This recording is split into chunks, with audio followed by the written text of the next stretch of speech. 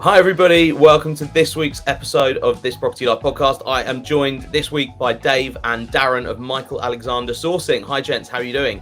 Good evening. All good, thank you. Thank you so much for joining me. Dave and Darren, long-standing friends of mine. Dave, I must have known you for over 10 years now. 2012, I reckon. 2013 is probably when our paths first crossed. So yeah, long time ago. And Darren obviously met you a bit more recently, kind of via Dave. Still known you for a long time, but kind of a bit more via Dave. Gents, do you want to kind of introduce yourselves, tell our listeners a little bit about your backgrounds and how you got into property? Yeah, go on, Dal, you can lead off. Yeah, so I'm a construction project manager, mainly work in restaurant fit out at the moment, but have worked in across sort of all sectors of property. Got involved in property investing 10 years ago. Mainly sort of my main role in the company is from like finding properties is managing the refurbs, sourcing materials and everything like that. And Dave? Yeah. And so Darren and I actually we actually met at uni. That's going back a much longer way now. And that was where we first sort of started talking about property. Spent a long time talking about it, eventually got round to, as I just said to James, 2012-ish, starting to invest ourselves. My background's also in construction, so I was on the project management and building surveying side of things. And, fast forward to now, I'm sort of full-time, if you like, in our property businesses because we invest and we source. So sort of looking after the day-to-day running of things, really. And so you're both obviously got construction backgrounds there. Did that form a big part of you thinking property? Were you kind of thinking, well, we know construction is a big part of property investment, which is why we want to do it? Or had you always just thought, I like the idea of investing in property and kind of the bricks and mortar and the passive income side of things? Probably. I like the construction side, so I'd sort of like enjoy sort of seeing empty, dilapidated houses and sort of bringing them back to life. That's sort of one of the key reasons I got involved in property, if I'm honest. Also, through renting at university, you sort of realise it's certainly a lucrative business if you do it right. Completely, yeah. The house that we lived in, we chose the worst house that we could find because it was the cheapest, which meant we had more money for beer. I think probably not the right way to go about it. We probably all had those conversations. 6 blokes living in what was actually a 3-bed semi. Yeah. Somebody in the basement, like living down there, where they shouldn't have been. No windows. Yeah, and to be fair, that's when we did start. We were obviously studying construction at the time anyway, and that's a completely different way of, or a different part of the industry, if you like. And I certainly realised that when we got into property ourselves, the actual construction element is like that compared to that what you need to know. But it does help. Yeah, I think from a technical point of view, it definitely helps. Oh, 100%. Like when you guys are speaking to builders, tradespeople, you definitely will have an upper hand over kind of the average investor that hasn't spent 3 years at university studying construction. Yeah, and especially once you get out into the industry as well, and you're, like Darren is and I was project managing, you are, it's always that balancing act. You've got the client on one side, you've got the contractor on the other side, you've got all the subbies, so there's lots of moving parts. So it definitely helps to have that experience.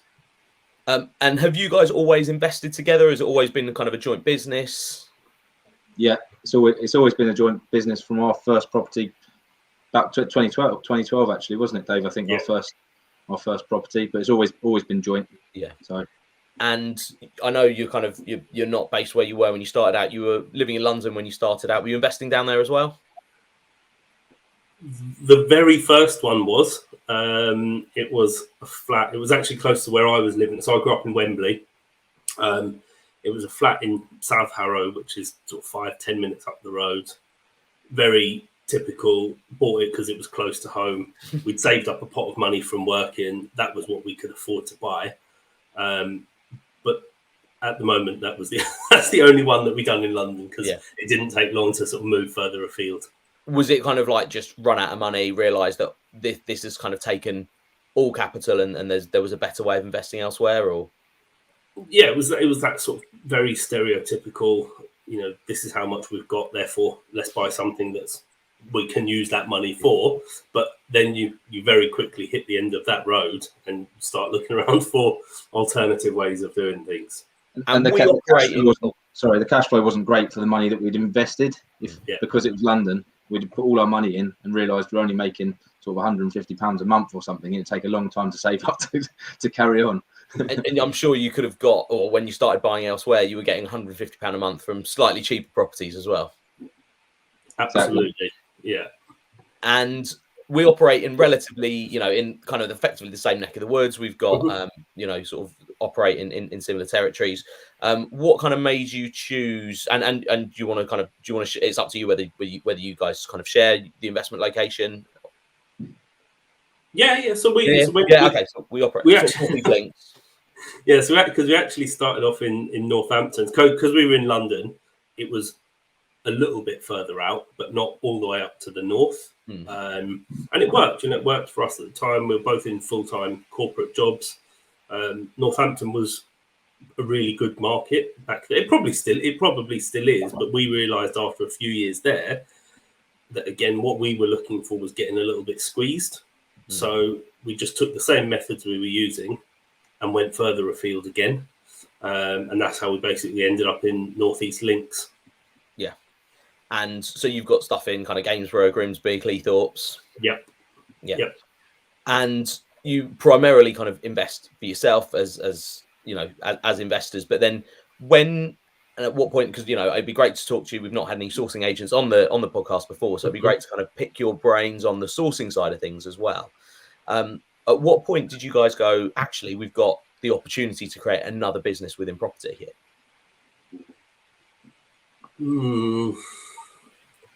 I reckon when do you reckon we probably talked about it? We've talked about it for a long time, but probably about 4 years ago we started seriously talking about it because we were just finding so many deals, and we obviously weren't some of them, not all of them, worked for us. We were doing all the viewings, finding all the right properties. They didn't all work for us, and equally we didn't have the money to do all of them at the same time. So that's when we sort of realised, well, hang on a sec, we're putting all this effort in, we're putting offers in on everything, but only able to complete on some of them. So we thought, right, well, let's use our hard work and help other people in finding properties. So and was that born out of the agents or the vendors kind of saying, well, your offer might be, let's say, 60 grand, and you've gone, doesn't work for me at 60. I've got a mortgage on this of 70, for example, and you've gone, doesn't work for me at 70, but it might work for someone that we know at 70 or another investor at 70. Exactly that. That's definitely one part of it. And to be fair, it's something that we still say similar today when we're talking to agents or to vendors, and we say, look, predominantly we do invest. We'll always give you, we'll always be transparent. We're not going to mess around. We'll always give you our number. But if that doesn't work for you, then let's keep talking, because we don't want to walk away from the deal, because we've got lots of clients who have different parameters, different requirements, different expectations in terms of their level of return. So quite often, not every time, of course, but quite often we can still find a way to make that deal work, even if it's not working for us per se. And it was also the same when we got direct to vendor quite a lot as well. We're getting direct to vendor, and same sort of aspirations that they wanted a bit more on the asking price, and we just couldn't meet that. So, but there's someone else that is prepared to pay a little bit more, that maybe isn't a trained investor, because obviously I know you guys have kind of been trained in the same way that I have, where you kind of want, a deal is where you pull it, you're buying it, you're pulling out most of your capital and moving on to the next one. Not everyone gets that. Exactly, and it's like we might have been £1,000-2,000 out, which sounds madness to not do a deal because of that. But you've got to be strict with your numbers, and if you're not, you can end up in not where you want to be. You kind of just start leaking and it's only £1,000 here, it's only £2,000 here, it's only £3,000, and all of a sudden it's like 10, 15, 20, and you're like, I'm basically starting to, I could be overpaying for properties here if I don't start kind of. And I think that's part of the. And you will have experienced this as well, James. Is that cycle, where you'll have a time where you might have flipped something, or you've recycled, or you've refinanced a couple of properties. So all of a sudden you're like, okay, we've got a good pot there, ready to go. Let's go again. Yeah. But you take that approach. Oh, we can leave X amount in. 2, 3, 4 deals in, you find yourself in the position again where you're like, right. We need to get more money in. We need to get recycling. We need to get refinancing. But we never wanted to stop at that point. And I think that was the other big push is we're like, well, we don't want to. We've got contacts. We're still doing viewings. We're still coming across lots of deals. Let's just keep trying to keep them moving through a business. And the setting up of the sort, because it wasn't that long ago when if you wanted to source me a deal, for example, you found something, you could just go, James, look, I found this house. Do you want it? And I go, yeah, I'll pay you. I'll chuck you a couple of £1,000 as a sourcing fee, and we shake hands and that's it. Sourcing as a business has changed dramatically, hasn't it, over the last sort of 5-6 years? Yeah, massively, and the compliance is. I think certainly for me, and I'm probably speaking for Darren here as well, is like when we really started to getting into the nitty gritty of it, it was quite astounding the amount of compliance and regulation and this act and that act and all of the things that do actually apply if you want to do it properly. And I would always say that's the caveat. And what are some of the, for our listeners that maybe don't recognise or realise what's kind of involved in that setting up of a business? What are some of those requirements that you have had to go through in order to become a compliant sourcing agent? So insurance is a big one. Mm-hmm. And again, that might sound obvious. Every business has to have insurance. It's very specific for sourcing agents. Your data protection, again, I know it's a few years back, it was a massive buzzword. Yeah. It hasn't gone away. It's just that other things have come into play. The money laundering is a big one. And I think particularly with, UK being the UK, it's always open to business. We've got lots of money that passes through the UK. We've got lots of overseas investors. Property's always been an attractive industry to get involved in, but because it's high value and you can buy properties cash, it would be an easy way for somebody to absolutely utilize for the wrong reasons. Yeah, no, to be fair, like I'm saying international there, but the money laundering applies across the board. Even if it was us dealing with someone that we've known for, like you, for example, someone that we've known for 10 years, we've still got to go through that process. As agents, you've got to be regulated with HMRC to be able to do that. And do you so for money laundering checks, do you do that personally? Is that outsourced? So belt and braces, we do both. So we would always say that we want to go through the sort of physical hard copy process side of things if we possibly can. Look, there are situations where that's not possible or it's just going to cause delays, so we can sort of fast track that process because there are electronic verification systems. But every single time we do a deal, or every single time we're working with a client, I should say, the bottom line is we have to be fully satisfied under the AML guidelines that we've done all we should be doing in order to verify the legitimacy of that person and their source of funds, of course. And it's the same on the vendor as well. We've got to do the same level of due diligence on the vendor because that's so making sure that kind of why they're selling the property and kind of understanding kind of that they correct, and that they actually own it, and they actually own the property as well, because obviously there's been quite a few reports on it recently where people have sold properties they don't own, and if you pay the right people, I'm sure. Yeah. So that I guess that's kind of probably more land registry checks on your end and making sure, so making sure that the owner is who they say you are and who you're dealing with as well, because I'm sure there's probably been situations where you've been speaking to somebody that is able to act on behalf of the vendor but isn't the vendor themselves, maybe in a situation of sort of probate or where there's been somebody's maybe been moved into a home and they've kind of signed off their what do you call that, when someone's in a home they can't act for themselves. The power of attorney. Power of attorney. That's the one. That's the one. So you might be dealing in a situation where that kind of thing crops up as well. Yeah. You've got two business partners, and you've only met one of them because the other one's overseas. So you've got all of those sort of. When you get into it, it's very complex. Yeah. The other things as well, because just on sort of the areas that we have to make sure we are governed by, if you like, is it's pretty much akin to estate agency. So I remember from an investment point of view, and Jane, we started investing at the same sort of time.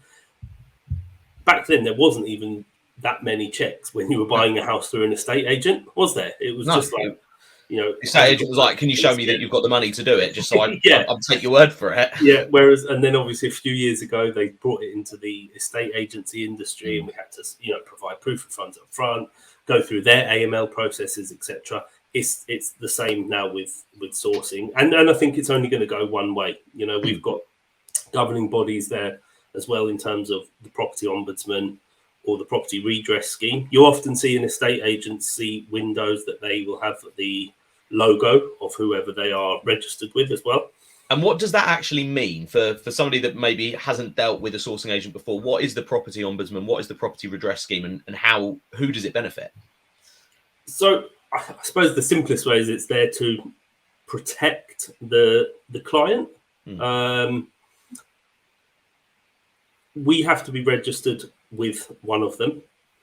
Part of that registration is making sure that all of your other compliance of the other things we've just discussed is in place. Obviously, there's fees involved. All of these organisations that we're mentioning incur annual fees and annual subscriptions. I think that was one of the other learning points, in all honesty, is that it's not cheap. It's not just click your fingers, register a business, and there you go. You're paying annual subscriptions. You're paying out few £1,000s each year. I was going to say ballpark figure. What we looking but if you saw one deal, I guess that kind of covers it. Absolutely, but you have to, you've got to be aware that you're going into it knowing, like any business, knowing that there is a cost to actually being in business.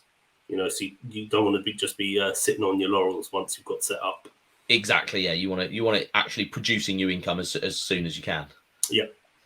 So lots of regulation, lots of rules in terms of if somebody wants to work with you, would they have to sign contract? They have to sign contracts and sign agreements to become a client, because that's sort of you want to make sure that you're dealing with the right types of people that are going to be buying as well, I guess. That's the other side of it, and how much work there is in setting that element up of having your terms and conditions, and all your other, as Dave mentioned, data protection documents. There's a lot of documents that we have to send out to onboard a client to get them to read, and it might be pages and pages, but all stuff that we have to do to be compliant as part of the ombudsman or AML. It's all interlinked, and there's a lot of takes a lot of time to write those documents. and do you, when it comes to kind of, let's say, onboarding a new client, I'm coming to you guys, I'm saying, look, I'm time poor, I've got some funds, I want to get that invested in property. Will you kind of take the time, find out what I'm looking for, what my ROIs are? Do you kind of effectively handpick deals for investors, or is it kind of just send to all?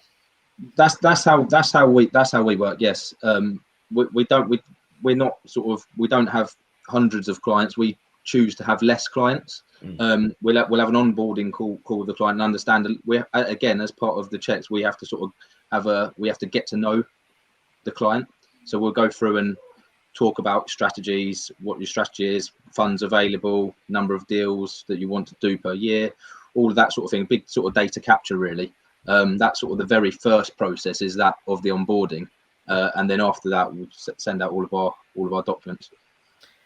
And equally, are there clients that you might have that onboarding call and you go, you know what, this doesn't work, this relationship, what you want, what we can provide, it's not, it doesn't quite work there. So and that's maybe part of the reason why you do work with less clients. Does that sometimes happen?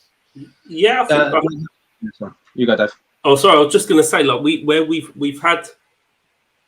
Not so much we won't work with you recently, but like we've had a couple of calls and sort of people have been, and I'm not saying this is right or wrong because everyone's makes that has their obviously own ability to make a choice around this, but people have been very set on a specific area and geographically, I mean, so a specific location, and for us we tend to heavily focus on the areas that we actually invest in.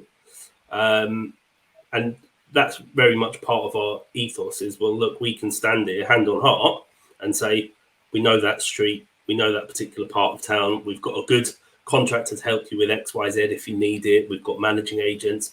If we just said we'll find someone a property anywhere, we wouldn't be able to do that, but we've said to people, like, look, if you've got a very specific area that we don't cover, we're not just going to go and start covering an area. Or, you're sourcing properties that that you would be happy to buy yourself, and that's, I guess, part of it. If I said to you boys, I want a house in Cardiff or down in the valleys in Wales, and you could go and find me one, but it doesn't mean whether it would be a good deal for me because you don't know that area, and it's not worth your time going out and looking and finding just for one sourcing fee. Yeah, absolutely. And I think we know the areas that we invest in and source in are strong, in terms of, obviously it depends on what people are looking for, but generally speaking, we're getting very solid returns, and we can produce those results time and time again because we know the market. And I guess you work with a lot of repeat clients as well, because once they've, you've passed them a deal, they've kind of started to see the cash flow that it generates. They kind of want another one, want as many as their funds will allow them to buy. Yeah, and that's part of that sort of first initial conversation as well, because there's a big difference if someone's saying, I've got hundreds and hundreds of thousands of pounds available, I want 10, 15, 20 properties a year, or someone saying, I've got that pot of cash, it's not likely to grow, this is how many deals I think I could work over the next 1, 2, 3, 4 years. Different requirements, but always happy to work with people sort of time and time again, because you get to know each other as well, and they could turn to us and say, actually, I was looking for this before, I'm now looking for that. Can you help? And are a lot of your clients people that sort of friends, people that you've already known, or are they other investors that you've just met along the way that are looking for deals that, maybe aren't getting out into an investment area themselves on a regular basis? Bit of both. I think, as Darren mentioned before, we never wanted to mass market, if you like. And I know there are sourcing agents out there who do. That's their business model. It's a completely different model to us. But we would always generally rather work on a relationship. Not that relationship has to exist right now, because we'd never grow our client base otherwise. We've got to get out there. We've got to meet people. We've got to, hopefully word of mouth spreads as well. 100%. But we absolutely started off with sort of friends and family, people that we knew who they've seen us doing it for however many years now. That's the other thing, and sometimes it takes people a while to really buy into it or cotton onto the business. But the people that maybe were laughing at you in starting up, saying, "Oh, we're going to start up a property business," they were like, "Ha ha ha! I wonder how long that'll last." Or then, 5-6 years later, they're like, "Oh, could you get me a house, please?" Yeah, it does happen, and we laugh about it. But I know so many experienced investors who can sort of retell a tale like that.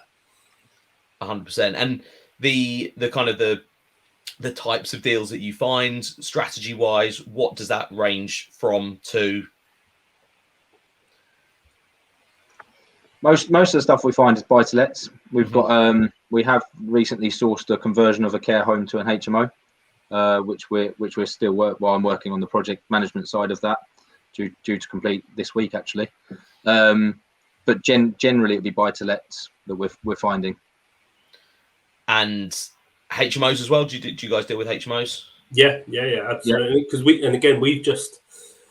didn't do any HMO conversions ourselves up in Northeast Links for the first probably two or 3 years, I'd say. Though we sort of stuck to buy-to-lets because we knew that worked, and we built on there. And I think when we went there as an area, the focus was very much on volume of deals, buy-to-lets, cheap and cheerful, but really, really strong returns. And long-term tenants as well, sort of knowing the area. You get people that stay in houses for donkey's years. Yeah, absolutely. I think we've probably got some tenants now who have been there probably 5, 6, 7 years, I'd say. Which is brilliant. And that's actually one of the things with the HMOs. So when we did then take that step, we were like, and again, it came from sort of having conversations with people, getting to know the area a little bit better, building up a bit more confidence. Because, of course, with HMOs, you're outlaying an awful lot more money before you've even got a tenant in the door. So we wanted to be sure that we were going to get those returns. Values is another thing you have to watch as well. We're not operating in London. You're not dealing with properties worth multiple hundreds of thousands of pounds. That will never become probably worth multiple hundreds of thousands. Maybe one day. Maybe one day. I don't know if we'll still be around when they hit that. But no, but you're not. And so I think from our point of view as well, we wanted that reassurance and that confidence on our numbers. And we've just recently completed our second one up there. now. So we're well into double figures in terms of the number of rooms that we've got up there now. The turnover of tenants is there's more of a churn. Yeah, you see it a lot more because you've got contractors, you've got people who are moving in from a different area, they're new to the town, that just maybe just spending 6 months in working in the hospital there on a lots of people on hospital placements, lots of people on hospital placements. Yeah, absolutely. But look, all of that said, at the end of the day, your returns are much stronger. And again, actually, we've recently been speaking with a client. He's based in London. He works for himself. He's got his own business. He's got a bit of cash, and he said, "I just want to jump straight into HMOs because I like the returns that are potentially on offer." Yeah, we're there then to guide people like that because it's there's a lot to take in. There's a lot to learn. And will you hold if someone's never done a HMO conversion, for example, will you kind of hold their hand through that whole process as part of your, it's not just a sourcing fee going, right, I found you the deal, here you go, here's your property, you take it from here. Yeah, absolutely. Because and again, different people want different things. Some people are very happy with that approach that you just said there, and just find me the property, I'll take it from there. Yeah. Other people want sort of everything overseen for them, right up until the point at which someone is signing off the refurb. So Darren's got his own project management company as well, which works well because if there is anyone who needs that, we've got a bona fide outlet for doing so. So, and will the fees differ? If I just said to you, can you go and find me a buy-to-let, please? I've got a team in place. I'll take care of everything else. I just want you to find me a good quality deal with a nice chunky discount versus can you find me a buy-to-let and then can you manage the refurb for me? And then can you put me in touch with a letting agent who'll then get it managed? Yeah, because it's different levels, isn't it? It's different levels of service. So, typically, if we're just finding a deal for someone, and we'll lay all this out, we'll make this very, very clear in our sort of terms and conditions and whatever agreement we have with that particular person on that particular deal. If it's just finding someone a property, taking it up to a certain point, we'll charge a fee, and that's it. We found the deal, we've been and viewed the property, we've given our feedback, we've got the deal agreed, over to you, Mr. or Mrs. Client. However, if we are required beyond that point, quite often with project management, it's commonplace to sort of charge a percentage of the cost of works. And again, that can differ depending on the size of the level, project, of course. Yeah. And I guess, and you both, the fact that both of you have got knowledge and expertise in that area, massively kind of builds confidence in your services, in your knowledge as well, because somebody that's never done a refurb before, that can typically be the scariest bit of property investing, isn't it? It's taking a shell and turning it into a nice house. How does that work? How do I work with tradespeople? That's what you boys did for a long time as sort of day-to-day work. Yeah, and we still do managing our own refurbs. I mean, we've quite often got 2 or 3 projects on site at a time, so we're dealing with contractors every day, near enough to get our own stuff over the line. So yeah, we're very, very used to dealing with contractors. So it's just and have our own little pool of contractors up there now that we use. We sort of nearly got 2 of every trade, so we make sure it's sort of projects can keep moving and keep competitive on price as well. And I guess that also means that the turnaround speed, if you've got multiple teams, things never grind to a halt. There's always somebody there to go in, keep things ticking over, which then means income in your pocket quicker as well, which is a big factor. Yeah, exactly. Yeah, and you'll see, you see the level of difference in what's required from a project as well. Like Darren will manage in the commercial world. I don't know what 7-figure projects, like multi-million-pound projects, day in day out. But you don't get many multi-million-pound projects in Northeast Links, do you? No, like a quick refurb on one of our buy-to-lets might be 7 or 8 grand spend, but it still needs to be managed. You still got a couple of weeks on site or whatever it might be to make sure that everything is coordinated properly. And neither of you actually live in the area that neither of you live in Northeast Links, do you? So how do you find, how often are you up there? What's the, how do you find managing things from afar? We're up there we typically go up there every other week, and just pack our day when we're up there. So we'll be doing multiple viewings. We'll make sure that we've got, if we've got projects running, then we're spending time at each project. Sometimes we'll drive up together, but we'll split off, so we can make best use of time. but typically every 2 weeks. We find that works quite well, especially with the project management side of things. You don't need to be there every week, and we normally get sort of report every single week from contractor anyway on a project to make sure that they're moving at the pace they should be, so that you can see progress even when you're not there. Exactly. Which is really important. I think the sort of key, there's always key milestones as well. Like we're quite often not there. Like say the day we complete on a property, or a client completes on a property, we might not be there to pick up that key. But as long as we know who's project managing it, which contractor is going to be going in first, we've got agreement from all parties that they can go and get cracking. We've pre-agreed what needs to be done. It just helps keep everything moving as well. And then on a sort of day-to-day basis, we never wanted to self-manage. I still don't. Don't like tenants. We've done. We managed that very first one that I mentioned in London. Yeah. Again, because it was probably quite naive. Like we'll just manage it ourselves.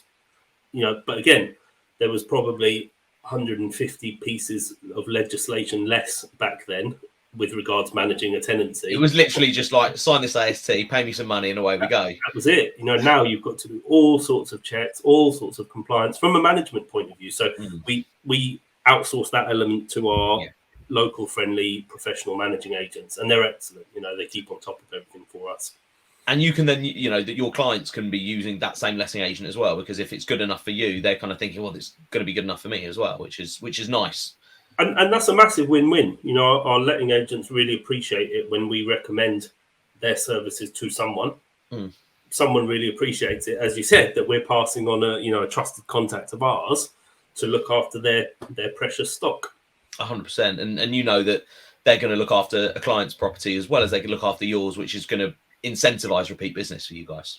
Yeah, absolutely. And we always we'll pop in, we'll see them, we'll always drop in for a coffee or a cup of tea, and keep that relationship up. And if one of your clients, they might start off as a client, you might source them a few deals, then they're going off and wanting to, maybe look for a couple themselves. Do you help kind of give advice about good parts of town, bad parts of town as well? Yeah, like we've got, I firmly believe in there's an awful lot to go around. As much as we'd love to sit here and say between us and our clients we can do absolutely every single deal, we can't. There's so many deals out there. The number of empty properties is absolutely astounding, isn't it? And that's not just the part of the world that we operate in. I believe you could go to any town or city across the country and you'd find 10, 15, 20 empty properties within the space of an hour if you were looking. But there are still parts of town that are less desirable, shall we say. Put it that way, yeah. And there are some which are much more attractive, and then there's everything in between. That's James. You and I were talking the other day. That's changed. That's changed even in the 5 years that we've been up there. It's changing. There's still kind of you wouldn't be buying up on some of the houses that are next to the houses that are completely boarded up and have been for the last 10 years, but the bad areas are getting a bit better. And I don't know if that's sort of just general investment, if that's councils trying to improve the area, or councils needing to start using some of these empty properties because there are so many and there's a housing shortage. I think it's possibly the influx of because you've got all the better standards now in terms of all the rental documents you have. You've got your electrical certificate, your gas certificate, your EPC. I think it's generally that in itself is bringing up the condition of the properties, and therefore the landlords are sort of more on board. The ones that weren't bothered with that have probably disappeared out of the market, and they're probably the ones that were letting the houses to get run down, and then maybe you haven't got the right tenant in there. Whereas now getting agents involved, agents do better checks, and therefore the tenant profile is probably lifting in those areas. But there are obviously still areas that we don't at the moment own properties, so we wouldn't, out of choice, and we wouldn't source properties in those areas. We only source them in areas that we already own, and we can turn around and say we know what that rent is because we have that one just around the corner or whatever it is. And speaking of rents, with the standard of properties increasing and the level that landlords are needing to do as well, we're starting to see rents increase off the back of that as well, aren't we? Oh, massively. They've gone, rents in those areas have gone up probably 20% in the last 2 years. We had something that we had first tenant went in 2 years ago. We've just relet it £100 more per month, which is about 25%, Dave, isn't it? Yeah, and we've recently, probably more than at any point in the past 10 years, it was like a very quick spell of a couple of tenants leaving, a couple of tenants moving out of the area. We've had a couple of evictions that we've been through recently. So we've, despite what I was saying before, about, you do get long-term, very, very good buy-to-let tenants. But as your portfolio grows, it's easier to get one anomaly, isn't it? Exactly. We've had it recently where we've had sort of 4 or 5 properties within a few months spell where we've had a change of tenancy. Now, at certain points in time, that would have been a disaster, annoying, frustrating, cause very big strain from a financial point of view. But we're in a position now where we expect things like that. We can ride it out. The absolute positive has been that we always get them properties let again within a couple of weeks because they're good properties, they're in good condition.